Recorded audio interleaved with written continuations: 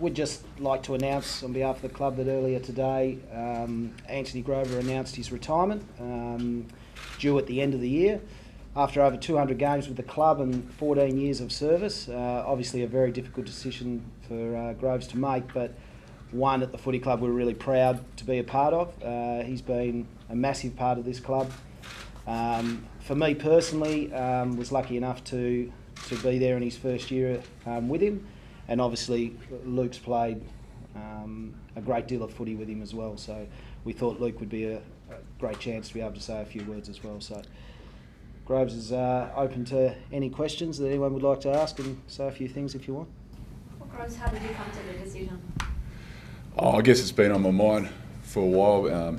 Obviously I've had a bit of a frustrating year with injuries and so on, and and then last week I just went and spoke to Bondi and told him of my intention to retire at the end of the season. But yeah, obviously speak to my family and I let them all know first, and here we are. You say obviously it was coming for a while, but was it still a hard decision to make?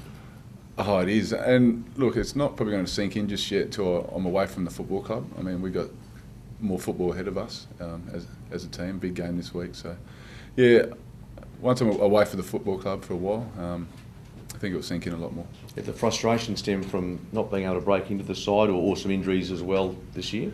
I guess the injuries didn't help me because, and when I did break into the side to get injured again, and then when I could have probably strung a few games together. But there's a point there where I thought I wasn't ever going to play AFL football again, and I did. So I was just really happy to get out there and get amongst it again. You look back and think your last act as a fair player at the moment has been putting your body on the line and getting smashed, which was why you got injured. You look back and think, if I hadn't done that, I might have played more games, or you look back and think, geez, I'm really proud that I put myself on the line for the team. Just if I look back on my last contest in AFL football, I'll be sitting there with a smile on my face, because I knew I'd win 100%. I think back to my first game, and the first contest I was in, started the same way and I finished the same way. So, who smashed you the first contest? No, well, I just went as hard as I could at the ball. That was against Sydney, so you can look back at the tape if you want. Given there's still some footy to be played, and you're still willing and able for duty, so to speak, haven't given up hope of having a dash at it between now and September some stage?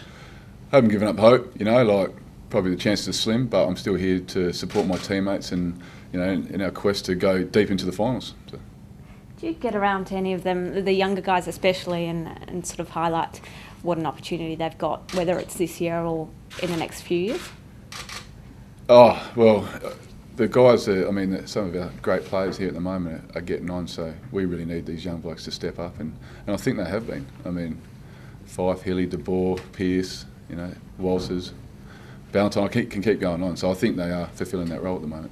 And sort of having missed out probably on playing in a premiership yourself, is that something that you'd like to see for this club? I'd love to, I'd be the first one there banging down the door to get in the change rooms and that if the boys did go on to win one, and yeah, I'll make sure I celebrate with them as well. How about reaching 200 games? Antoni, how significant was that to you?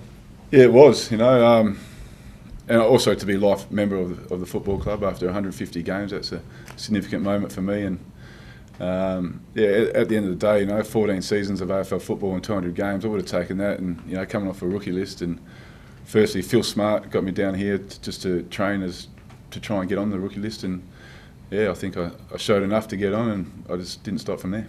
What do you think helped you have such longevity? Just really think I'm a bit of a competitive animal, and I'll keep banging down the door, I guess. You mentioned that you still a slim chance to play between now and the end of the year. If you give Luke another black eye, surely that'd help your chances. But you two have been side by side over a long period of time. Yeah, no, it's great. Did everyone see his coin toss on the weekend?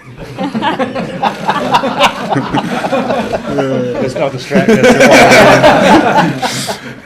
Oh, look, played with some terrific teammates, some guys that I've really looked up to too. Sean McManus is in the room here. Troy Cook, my two blokes I really looked up to first was Shane Parker and Dale Kickett, and also Peter Bell, Matthew Pavlich for captain. I've always looked up to him as well, and some great teammates I've played with. What does the future hold?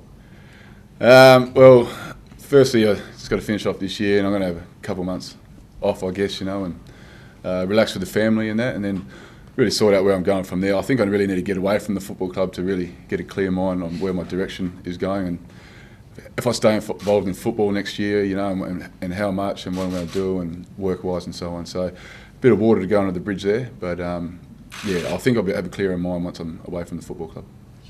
Anthony said you might be interested in doing the fire. Is that right? Oh yeah, but that's one option, you know. So and you just got to wait and see, mate. Why that sort of a job appeal to you?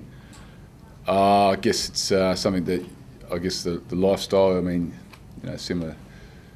Yeah, I mean, it's something that you can keep active in a role. I mean, it's also helping people in a way too, you know. But I mean, there's nothing set in stone at the moment, mate. You've mentioned the rookie list. This club's had a lot of success with guys coming off the rookie list and playing a lot of footy. What's been the key over the years to all you guys pushing your way up and having? I think you come off the rookie list, you know, you got to be hungry, and you've sort of been knocked back a bit. You know, you haven't been drafted straight away, and yeah, you really got to fight for it. You really got to fight for it. So, and I think that's the key to why a lot of rookie list players come through and can still have long, stellar careers.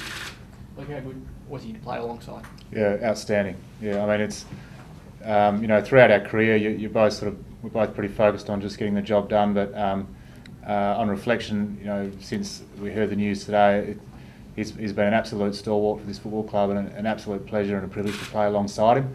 Enormous competitor, as we know, and Sean McManus said a few words today as well, and I might echo some of them in that Antony's always had a huge amount of courage, always put his head over the ball, always went back with the flight, and to walk out alongside someone like Antony and play on some of the best forwards, I always walked a bit taller and felt very strong and confident that we could get the job done together. So you know, he leaves an indelible mark on this football club, and a legacy that you know, will be remembered, and his leadership as well. You know, a lot of the young players looked up to him, and particularly the Indigenous players. But for mine, yeah, just an enormous amount of respect for Antony, the way he went about his football, the challenges he's had along the journey, but certainly an honour and a privilege to play alongside him. You go by height a lot of times to big forwards, and then finished up playing on some small forwards as well. So that versatility, how hard is that to do at AFL level? Yeah, it's very, very difficult.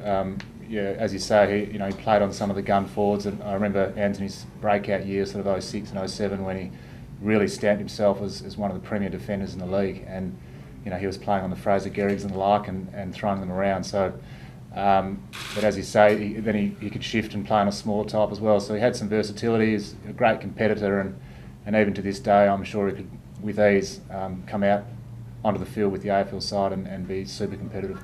Luke, does it drive it home for you? Obviously, you've probably got a few years left, but that it is sort of coming to the back end now, and could this be a spur for the group going into finals?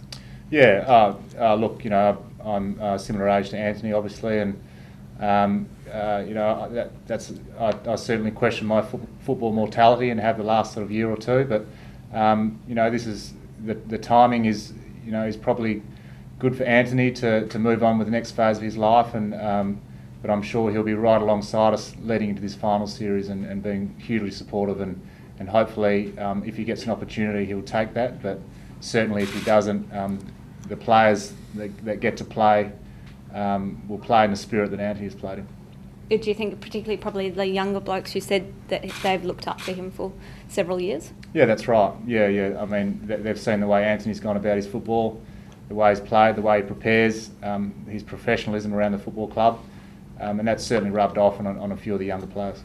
Who do you enjoy playing on the most, Anthony? Playing on? Yeah, who do you really like the challenge of having a crack at and beat him?